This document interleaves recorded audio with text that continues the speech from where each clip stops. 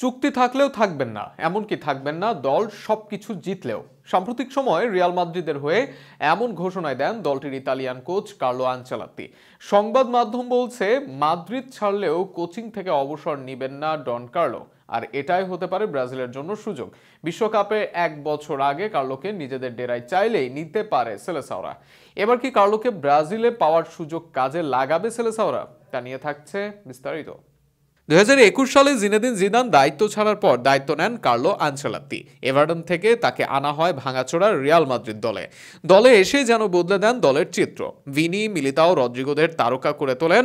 প্রথম মৌসুমে রিয়াল মাদ্রিদকে এনে দেন চ্যাম্পিয়ন্স লিগ শিরোপা। এরপর রিয়াল মাদ্রিদের হয়ে এ নিয়ে 4 মৌসুম কাটাচ্ছেন কার্লো। পেয়েছেন একাধিক লা লিগা, চ্যাম্পিয়ন্স লিগ সহ নানা পুরস্কার।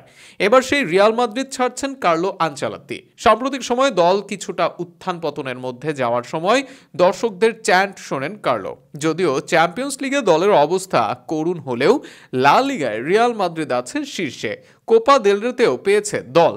এমন অবস্থায় এই মৌসুমে এখনো যে কোনো কিছু জয়ের সম্ভাবনা আছে আনচেলত্তির। এ সময় আনচেলত্তি জানিয়ে দেন রিয়াল মাদ্রিদ ছাড়ছেন তিনি। এই মৌসুম শেষে বিদায় নেবেন ডন কার্লো। এর মাঝে যদি ট্রেবলও জয় করে রিয়াল মাদ্রিদ, লা লিগা, চ্যাম্পিয়ন্স লিগ ও এফএ কাপও জয় করে, তাতেও পরিবর্তন হবে না তার সিদ্ধান্তের। এর সাথে ইউরোপিয়ান কিছু গণমাধ্যম জানিয়েছে মাদ্রিদ ছাড়লেও 30 বছরের কোচিং ক্যারিয়ারে এখনই অবসর নিচ্ছেন না এই ইতালিয়ান কোচ। অন্য কোনো দেশ বা ক্লাবে গিয়ে নিজের অর্জনটাকে বাড়িয়ে নিতে চান আনচেলত্তি। আর সেখানেই ব্রাজিল লুফে নিতে পারে সুযোগ। একদিক থেকে ক্লাবে আনচেলত্তির পাওয়ার কিছু নেই সেভাবে। 2 ক্লাবের হয়ে 5 চ্যাম্পিয়ন্স লিগ জয় করেছেন। এর বাইরে ইউরোপের শীর্ষ 5 লিগের শিরোপা ছোঁয়া হয়ে গেছে কোচ হিসেবে। এমন সময় নতুন করে অর্জনের কিছুই নেই তার। জাতীয় দলে এসে কোনো শিরোপা অর্জন না করলেও তার ক্যারিয়ার পাবে পূর্ণতা। জাতীয় দলে এসে কোনো শিরোপা অর্জন করলে তার ক্যারিয়ার পাবে পূর্ণতা। সেখানে ব্রাজিলের প্রস্তাবকে তাই গ্রহণ করতে পারেন এই বর্ষিয়ান কোচ। এছাড়াও 2026 সালে বিশ্বকাপ খেলতে নামবে ব্রাজিল। 2025 সালে আনচেলত্তি যোগ দিলেও দল সাজানোর জন্য 1 বছর পাবেন তিনি। তার অধীনে গড়ে উঠেছেন ভিনি, রদ্রিগো, মিলিতাওরা। কিভাবে তাদের কাজে লাগাতে হয় তা ভালোই জানেন তিনি।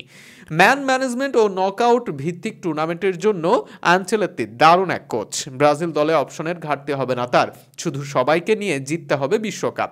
অভিজ্ঞ আনচেলত্তির ওপর যে কাজে ভরসা করতেই পারে সেলেসাওরা। যদিও এর আগে অনেক দূর এগিয়ে গিয়ে আনচেলত্তিকে কোচ করা হয়নি ব্রাজিলের। তবে এবার যদি শেষে এসে সুযোগটা কাজে লাগায় ব্রাজিল, তবে নেইমার, ভিনিদের হাতে বিশ্বকাপ দেখা বড় কোনো স্বপ্ন হয়েই থাকবে না, দেখা দিতে পারে বাস্তবতায়।